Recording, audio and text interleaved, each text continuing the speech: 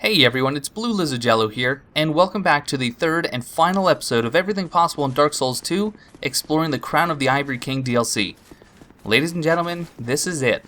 Not only is this the final episode exploring this particular piece of DLC, but this is the final episode of the Everything Possible series in general, because we've now seen, done, and conquered everything there is to do in Dark Souls 2. It's been a blast, and this is a bittersweet ending, because while I've had an absolute great time teaching you everything I know about the game, it is disappointing that I don't have anything new to show you, any new content regarding Dark Souls 2. Now the channel will be changing slightly. There will still be Dark Souls 2 content uploaded, including my Soul Level 1 No Death No Bonfire playthrough. However, the content itself will be less instructional and more just entertaining from my perspective. There will also be some other upcoming games coming up, such as Lords of the Fallen, Bloodborne, and some others sprinkled in there. So keep in mind, the channel is not dead, guys. Dark Souls 2 may no longer have any new content, but this channel sure will. So please stick around. I hope you guys have learned a lot, and let's go ahead and get started on the rest of this DLC. Sped things up just so you guys didn't have to wait for me to get back to where we started from. And we'll take care of this enemy, and then, well, it's going to be time to explore an area that, frankly, I could do without. Or at least in a little bit.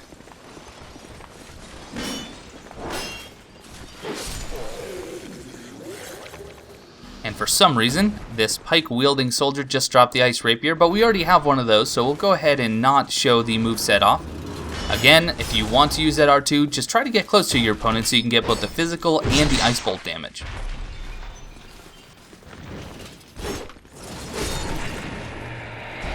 With this Rampart Golem out of the way, we're going to head up here. We avoided this area previously, and the reason is not because ice was blocking the way, but because this ladder, while it's always been here, it was previously invisible until we received the Eye of the Priestess item. You can still climb it just by exploring the wall until you see the climb ladder option, but it does make it a lot easier once you have the eye.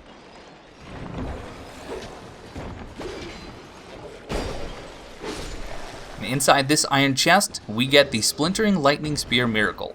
Now this Lightning Spear Miracle works similarly to Lightning Spear, except completely different. In other words, you'll shoot a Lightning Spear above your opponent's head instead of directly at them, and it'll then break into smaller pieces and actually rain lightning down in a small sphere around the enemy. Pretty interesting miracle. And off of that corpse, we did just loot the soul of a great hero, but we'll hop down, we'll kill these dogs. And then once they're dead, we do have that corpse overlaying against the wall, and we'll grab ourselves a human effigy from it.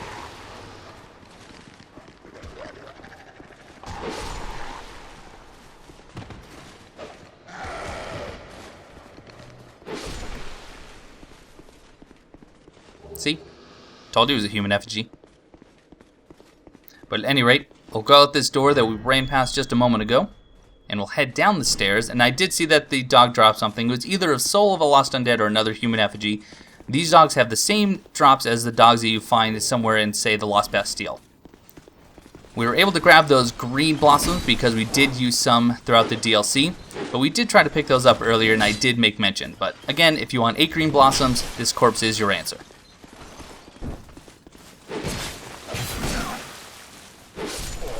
They had less poise.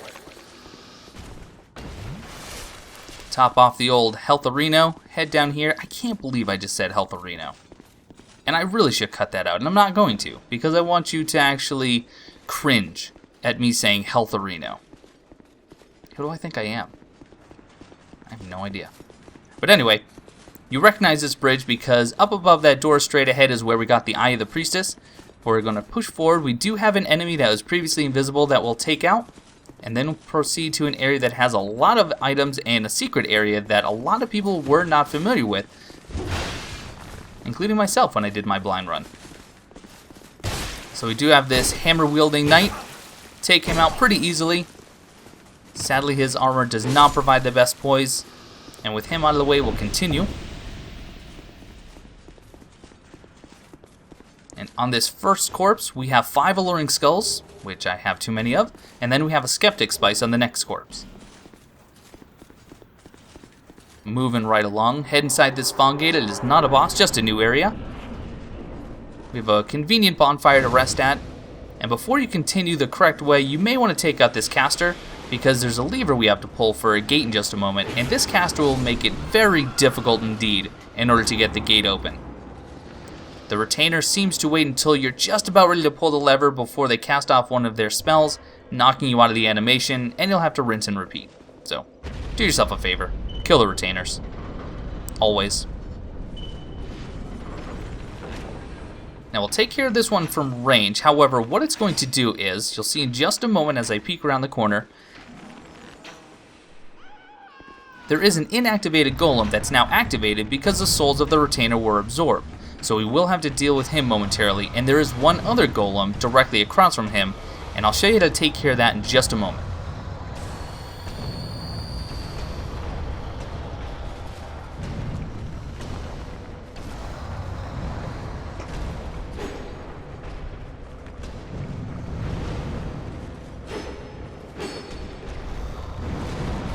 It is certainly easier to stick pretty close to the golems and just dodge under their attacks than it is to try to attack them from range, because some of their attacks actually have surprisingly large hitboxes. Now we are using a bow to whittle down some of the enemy's health because there are a few more. In fact, there's one more enemy that'll be joining in just a moment. And we don't want to rush into that room and have to take on all the enemies and then an activated golem as well.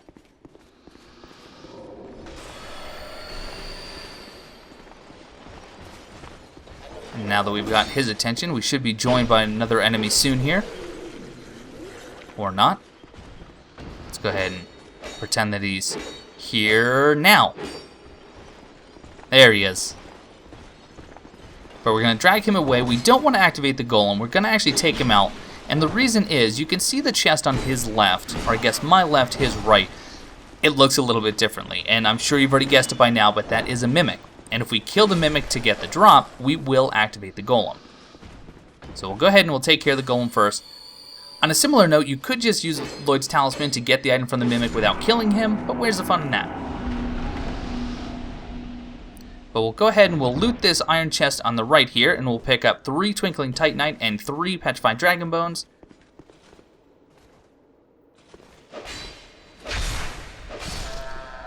And then we'll move on to this mimic and we'll pick up the symbol of Avarice. Yes, this is the same symbol of Avarice that we had in Dark Souls 2, although now with even more tongue animation. So have fun wagging that around and licking some of your friends. In the game, if you do it in real life, I am not responsible for the charges that may be pressed. However, the symbol of Avarice, it increases your item discovery, it increases the number of souls you get per kill, roughly about 2.5%, but it also drains about 5 HP for every 2 seconds. And this is why I believe dried roots exist.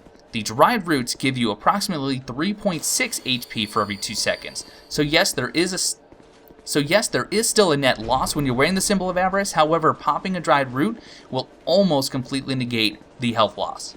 And there we go, a reason for dried roots. Speaking of which, we just got 2 of them. And we've also been invaded by Holy Knight Arheim. Now, don't forget that name, because we're going to be seeing him in just a little bit here, but we're going to go clear a completely different area before we see him. And when we do see him, it's probably one of the most entertaining encounters I've had with an NPC invader yet. I prefer to lure these guys down here because if you didn't take notice, there are 3 inactivated golems surrounding a treasure chest on the next floor. I'm going to show you how to very easily deal with them without activating or having to fight any of the activated golems, but it's always easier to take care of these down here first. Or so it would seem.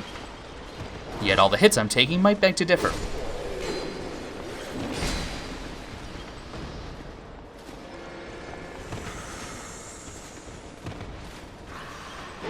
Truth be told, I don't think I ever had to repair my items using repair powder in Dark Souls 1. I think it's a good mechanic though. I think this is actually something that they did right, because I shouldn't be able to use items indefinitely without honing the edge a little bit. So we have one more enemy. We have a caster retainer up here. Take care of him, and then what we're going to do is we're going to whittle down the health of each golem using almost all of our stamina till there's just a single hit left, and then we're going to stop. We're going to repeat this for all 3. And what that will essentially do is make it so once we're ready to kill them, all we need to do is hit them one time, and by the time the others are activated with the souls, we are ready to strike once more and take them all out.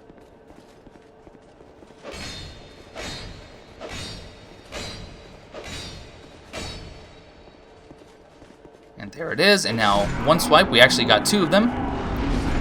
And just as soon as he was activating, we were able to take that last one out. Collect a couple of human effigies from their remains. And then inside this iron chest, a really interesting weapon. A weapon I'm probably going to be using quite a bit of. The curved Nil Greatsword. Now this is a curved sword and it has a similar moveset, although there are some differences. But the main appeal is that it actually increases its damage. It actually has scaling based on your new game cycle. It's 0 in new games 0, or just new game, but it increases all the way up to plus 100 damage in new game plus 9. So if you're someone who keeps bumping up that difficulty and you're looking for a sword or a weapon that might actually scale with the difficulty, this will help you out. Very cool. Not only is it a really effective tool in new game plus and beyond, but it also just looks really great. I'm a fan. But enough about the curved Nil Greatsword. We have other items to find. Can't keep hogging the spotlight. Now in this hallway, we have 2 inactivated golems. We have a caster retainer, and then we have one of the knights. The knight is pretty easy to drag to the beginning. The retainer's a little bit more difficult, but we're going to go ahead and take out the golems like we have just the last few by killing them while they're still inactivated.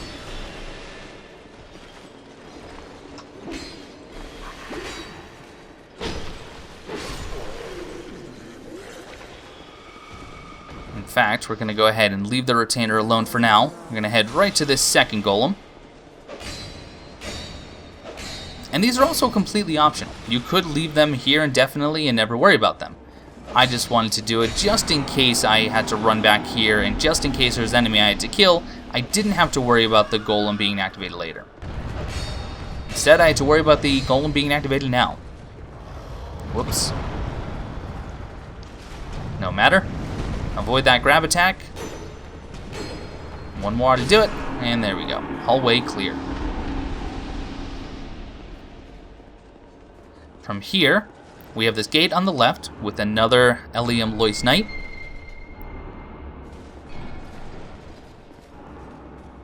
And then behind the knight, there is a staircase up, which unfortunately we can't go too far because there is a fog gate blocking it because we've been invaded.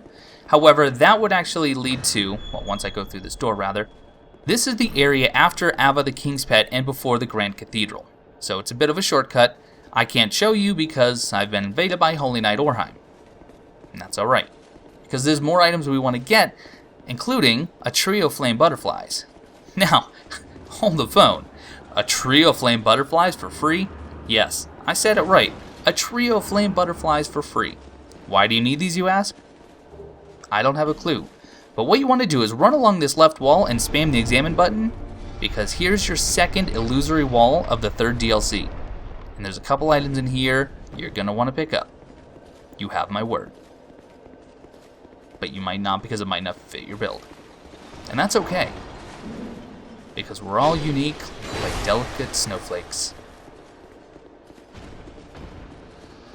I just sicken myself. Anyway, at the top of these stairs in this iron chest, we will get the Fire Clutch Ring.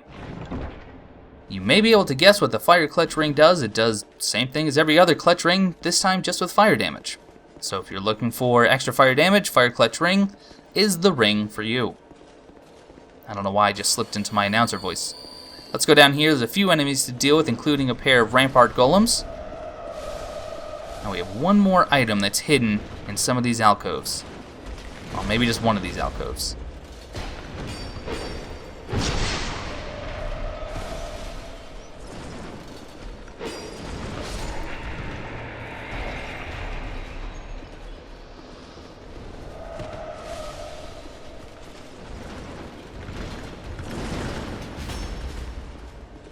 Fish for the backstab, makes it a lot easier.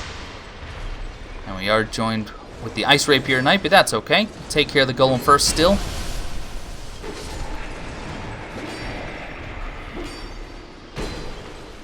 Double R2 spam, already at risk again. Amber Herb for our troubles. nothing down the end of this hallway. It is a dead end. So instead, we want to head back to this alcove and drop down from this outcropping.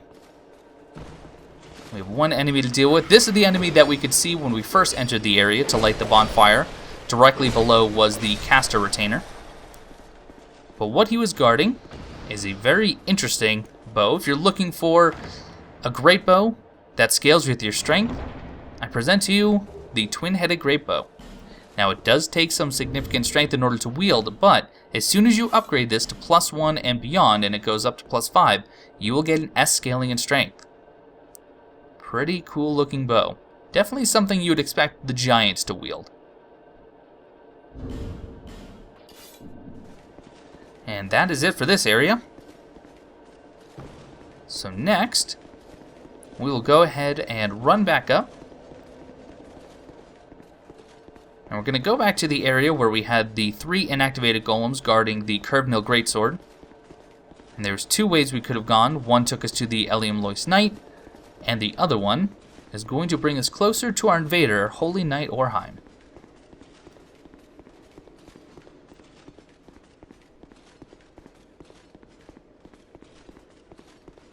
So close, in fact. He's right here. I mean, come on, you can see him, right? It's clear as day.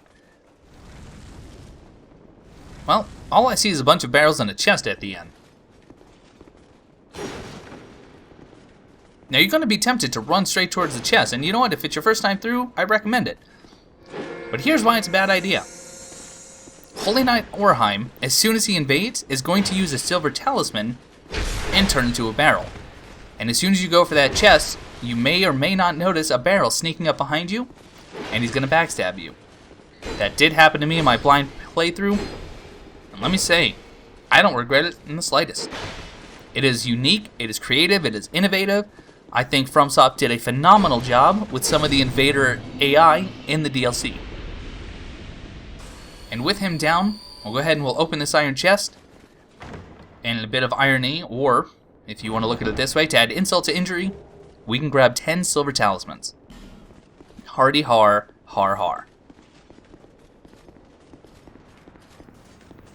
And here we are, back at the beginning.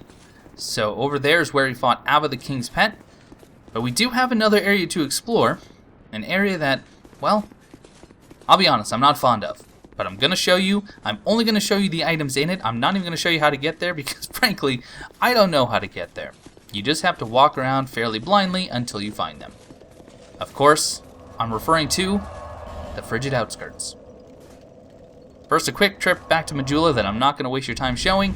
But here we are, after examining the coffin. And as you can see, it's a snowy, hellish nightmare. But let's go ahead, show you some of the loot. I am going to post a link to a map that a Reddit user created that'll help you to guide, that will help guide you at least roughly to the right area. Now, right at the beginning, there are some items that are a bit easier to find. We have a pair of wilted dusk herbs, and then inside one of these other coffins, there's a pair of blackweed balms. And now that the snow has subsided just a little bit, should be able to find them.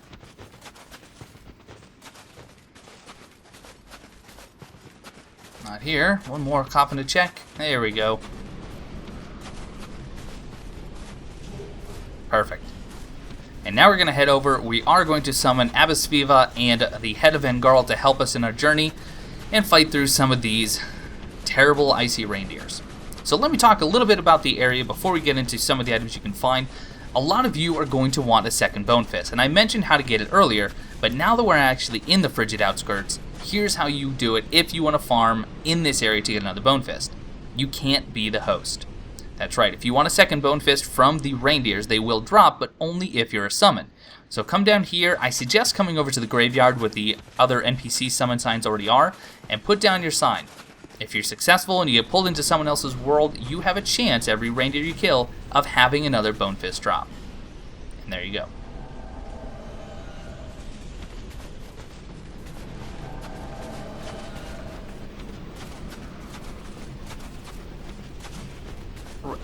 So we'll go ahead, we'll jump right ahead to the first item, which is inside this first house. And we have a single dried root. So for you Symbol of Avarice wearers, there you go. But outside the house is an item near and dear to my heart, and probably to yours as well, the Mirrah Hat. And what's interesting about the Mirrah Hat is that unlike the Mask of Lucatiel, this is just the hat. The mask itself has been removed, so aesthetically, you can definitely get a lot more use out of this because you can still see your character's face. There's also an interesting glitch where sometimes when you walk upstairs, the feather will extend enormously. Use that for hilarious effects. The next item on this corpse are 20 Lacerating Knives. Definitely worth hunting those down, because bleed's so effective. Isn't that right, Spoons? Inside this building, we don't have any items other than what these Dreglings can drop. However, there is a Ferrous Lockstone contraption. And if you come over here and you activate it, similar to a few other areas in the vanilla game, water will pour into this pool, and this is healing water.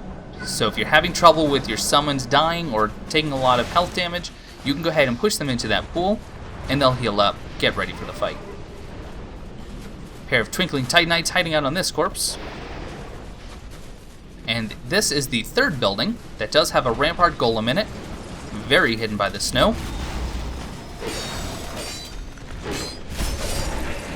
However, up here on the steps, we have this Dregling who is apparently mourning the loss of his friend who just happened to be holding a pair of human effigies. I don't know what that was about. And then the last item that you can pick up is right along the edge of this drop. So if you want to hug the right wall, it's one of the easiest ways to find this item. You skirt along this cavern here, or this basin, and you can get the Ring of the Living. Now this is an aesthetic item. This item will allow you to stay human and not have the white glow anytime you're a phantom. So if you want to have fun with gang squads or try to confuse invaders, have fun with the ring. It's a blast. But that's it for items in the Frigid Outskirts. Now there is a boss fight here, and this boss fight, sadly, it's a rinse and repeat of Ava. So you will fight Lud and Zallen, but they're the same as Ava. It's the same type of fight, so I am going to go ahead and I'm going to speed this fight up, because there's no need for you to watch the same fight again.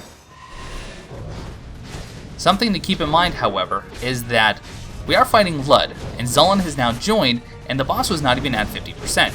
The boss, or the second boss, will jump down sooner if you have summons. So because I have 2 summons, he jumped down about 70% of his health remaining.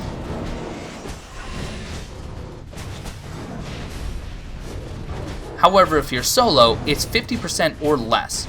So you have a lot more time to actually take out that first kitty cat before the second one will join if you fight alone. But if you're a coward like I am, you're going to welcome the 2 summons, like I have. I've already taken out Lud. Zallen is all that's left. Zallen, rather. I'll probably call him Zallen a number of other times. Now, what he had just done here is he just buffed himself. Now, the biggest thing this is going to do is actually give him a health regenerative effect. You can actually see, even in the sped up video, just how quickly his health is regaining. So you want to make as quick work as you can. Now, the buff is temporary, so you can't just outlast him. However, if you just want to DPS him down, you can take out Zallen pretty easily. Same tactics for dodging those ice spikes and some of his paw swipes still exist. Victory achieved. We got 2 souls here, one for Lud, one for Zallen with an A. And with those souls, you can pick up the Nil Greatsword and the Nil Shield by trading with artifacts. And we'll see those at the end of this episode.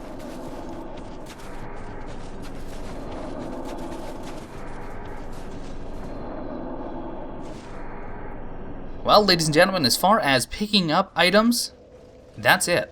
The only other items that we're going to get are from defeating the last boss and collecting Nil Souls, which I'll go into in just a little bit here. But there is nothing else to loot. There's no corpse with an item on it. There's no hidden chest. That's it. We've seen and done it all. Shed a single tear.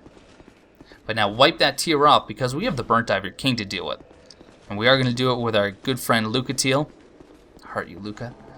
And a new NPC, Twiggy Shay. Twiggy Shay is a phenomenal summon. Twiggy Shay will act like a player and actually stay back and try to keep the king's attention as much as he can with his Greatbow. And for that, I thank him. He's also wearing the old bell helm, which is hilarious. We do have our 4 Ellium Lois Knights. We do have Luca and Twiggy in tow. And let's hop down to the old chaos.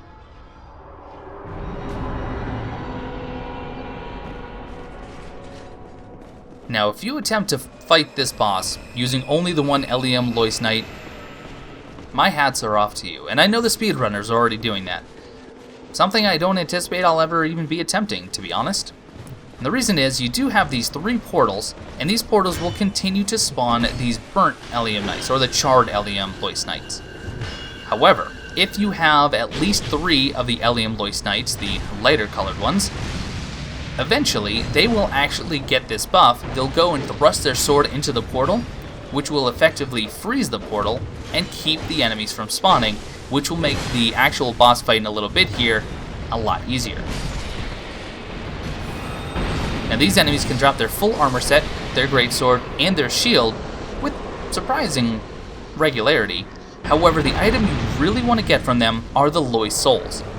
Not a very common drop. There are some theories out there that the drop rate of the Lois Souls increases with your New Game Plus difficulty, as well as if you're a Phantom, you'll get more souls. So if someone summons you in, supposedly the drop rate is higher.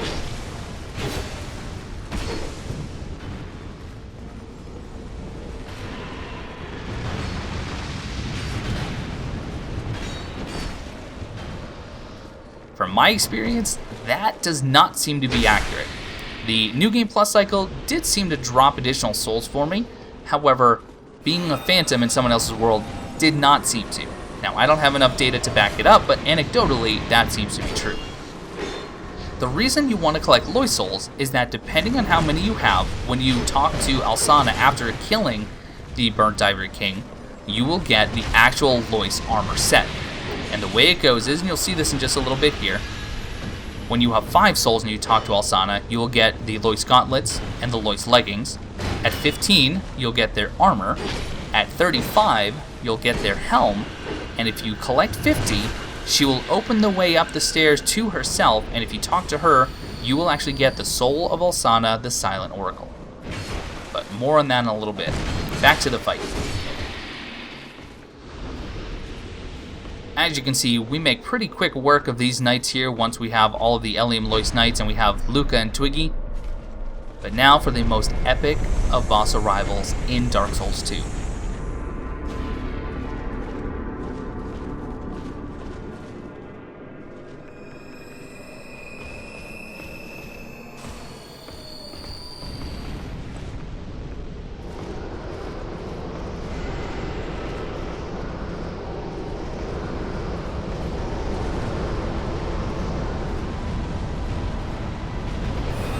And if you don't think that that is something else, well, you're just wrong.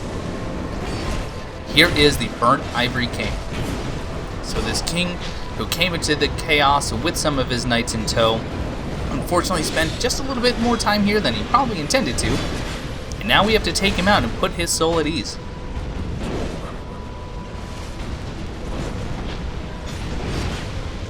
As long as you have all 4 Ellium Lois Knights, he will spend most of his time actually focusing on the 1 or 2 remaining Lois Knights and leave you alone for the most part.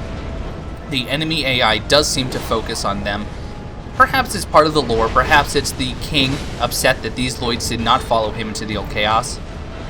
Maybe it's just FromSoft's way of making it just a little bit easier to take him out. We'll never know. But I love this fight. You know, when I first tried it, I didn't really enjoy it just because it did feel a bit overwhelming. However, now that I really understand the principle of the idea and the theory behind it, I adore this fight. This, to me, feels like a raid fight in an MMO. You have to collect allies, you have to summon friends to come and help you. They will take care of the adds while you're able to focus DPS on the boss as much as you can. He also has multiple phases like you often find in MMO raid bosses, and frankly, I just have a blast with it. So right now, his weapon is buffed, and you want to make sure that you're staying well clear of his attacks because that hitbox is just as long as that sword appears to be at this moment.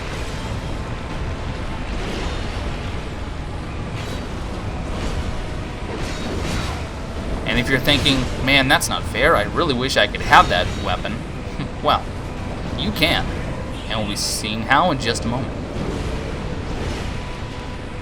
But just let the NPCs do their work. Let them take the aggro whenever they can. You can take some time to rebuff and heal if you need. And just like the last boss, this is a temporary buff, so as long as you can last just a little bit, you can be sure that that buff will be going away. That stab attack, try not to get attacked by that. Try not to get hit by any of his attacks, but that stab can be particularly hurtful. And there goes the buff, so now he's a little bit easier to deal with.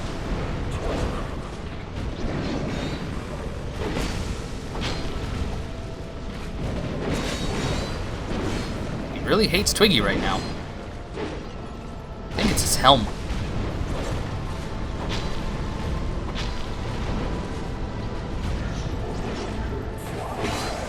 He is rebuffing, so use this time to get as much damage in as you can. Now watch out for that attack. When he jumps back and he holds the sword across his chest like that, he is going to do a somewhat delayed forward/slash attack. It's not too difficult to dodge, but you're going to be tempted to dodge as soon as he gets into that stance. You have to wait a moment before you can dodge and dodge straight through his attack. And be wary of that AoE. Does some massive, massive damage.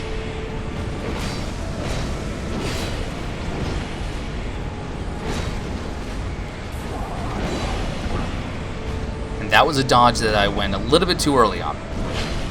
And here's the stab attack, and this is why you don't want to be grabbed by that. The initial thrust, not too damaging. When he slams you into the ground, pretty punishing. Thank you so much, Twiggy, for firing that arrow and getting his attention. And thank you for healing. I always appreciate that in an NPC.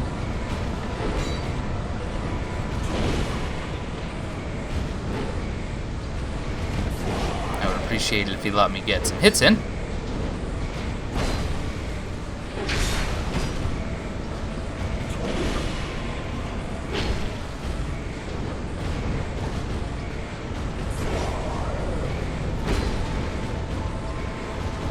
Stuck in a bit of an AI loop, which is fine with me, because I'm finally learning how to dodge that attack a little bit.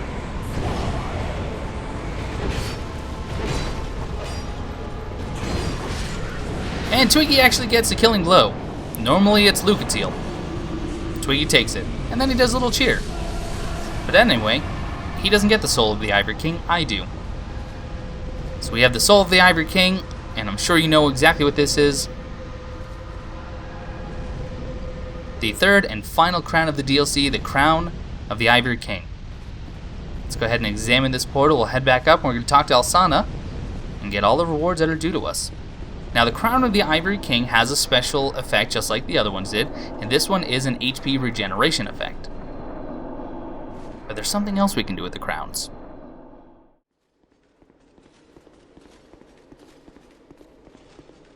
Here we are back topside. And as I said before, it's time to talk to Alsana. Now we're going to rush through her dialogue because she says the same thing over and over again. But you can see I have collected all 50 Loy souls, and I'm also at 3.1 million souls in my possession. All in all, it took between 4 and 5 hours to farm all these. So have fun. Or just watch this and don't bother. It's up to you if you really want the Loy's armor set.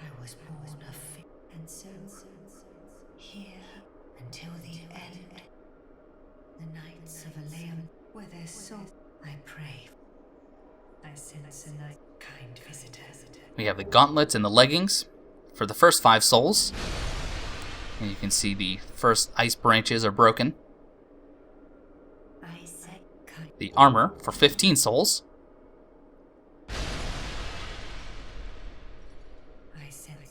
The helm for 35.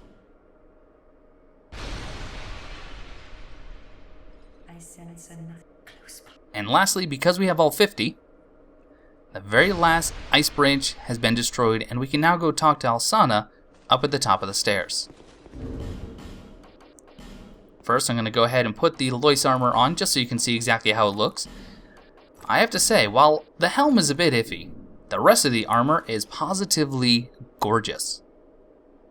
I absolutely adore this armor set. The helm Leaves a lot to be desired, but Silverius doesn't wear a helm because he's an old man, he's proud of it. And he's going to show off those white flowing locks.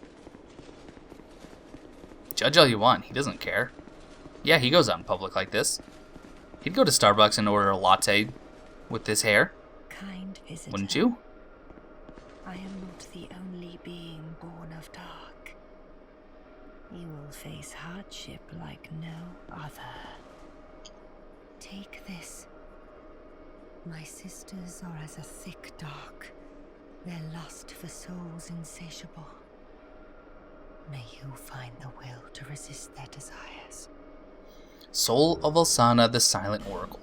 And because I didn't get this in my blind playthrough, I am going to show the item description. This child of dark in reverence of the apocalypse devotes herself to a ritual in hopes of appeasing the raging flame. Go on. May you reach your journey. Go on. That's all the dialogue she has, and that's all the third DLC has for us. In order to get anything else, we actually have to leave this place. And now, we're going to head over to Ornifex and see what she has for us.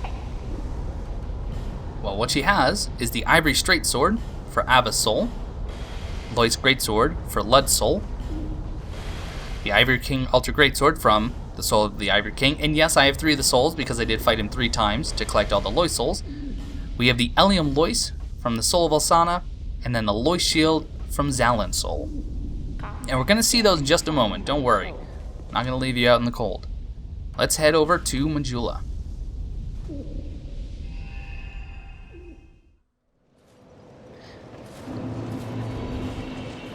And let's go ahead and demonstrate some of these souls. And let's go ahead and demonstrate some of these weapons for you. I'm going to let the moveset speak for themselves.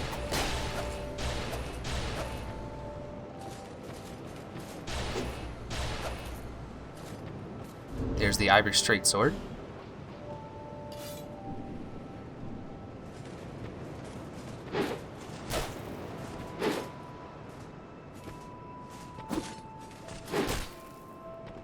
There's the Nil Greatsword.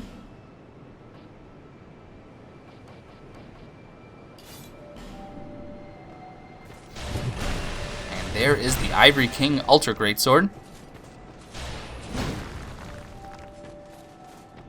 And of course the Lois Shield on my back. Now the Elium Lois, I can't really demonstrate its power because I don't have the stats to wield it. However, the strong attack, whether it be a one-hand or a two-hand, will actually heal allies. So if you stab your allies with a strong attack from the Elium Lois and you have the stats to wield it, you will actually heal them with the attack. Pretty unique. Fitting for the soul of Alsana.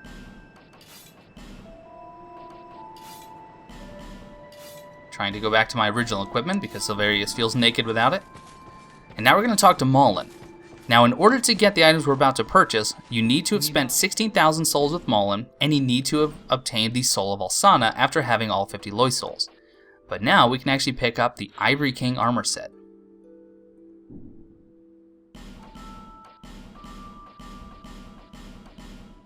Thanks for the purchase. Do come again. Let's go ahead and try that on. And we're going to take a look at the helm specifically because there's something odd about the top of it.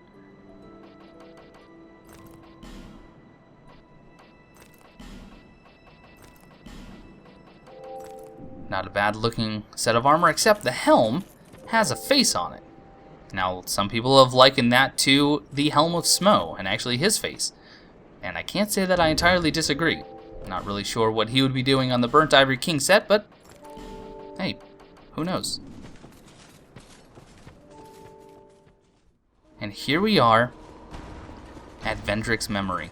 And I'm going to be quiet and let the dialogue and the cutscene speak for itself.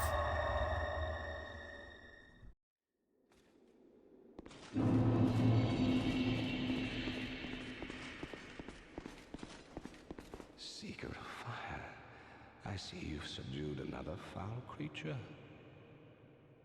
One of the father of the Abyss spawn. That confounded quintessence of humanity.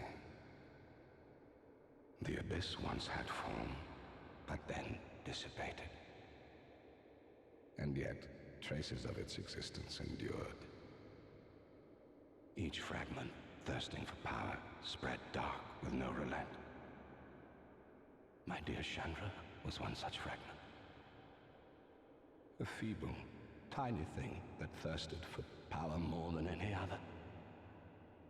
Driven by insatiable lust for a worthy vessel.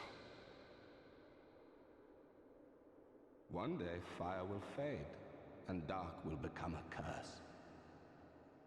Men will be free from death, left to wander eternally.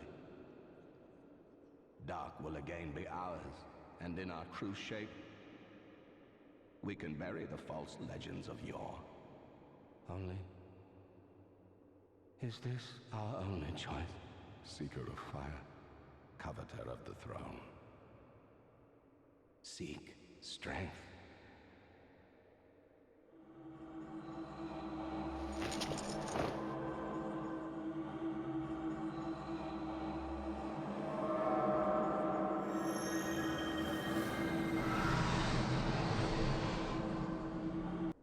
I love Vendrick. The rest will follow. He has now blessed the crowns, and if you wear any 4 of the crowns, including his own, you will no longer turn hollow when you die. It's not a cure of the curse, but it is a step in the right direction. And I wonder if that's the gift, that's the item that he stole from the giants. But feel free to comment below and let me know what you think. Ladies and gentlemen, welcome to the end of the Everything Possible series in Dark Souls 2. I've been Blue Lizard Jello, and it has been my absolute pleasure to present these videos to you. It's been my joy to experience this right alongside you. Thank you for all of your support. I hope to see you guys very soon. Take care.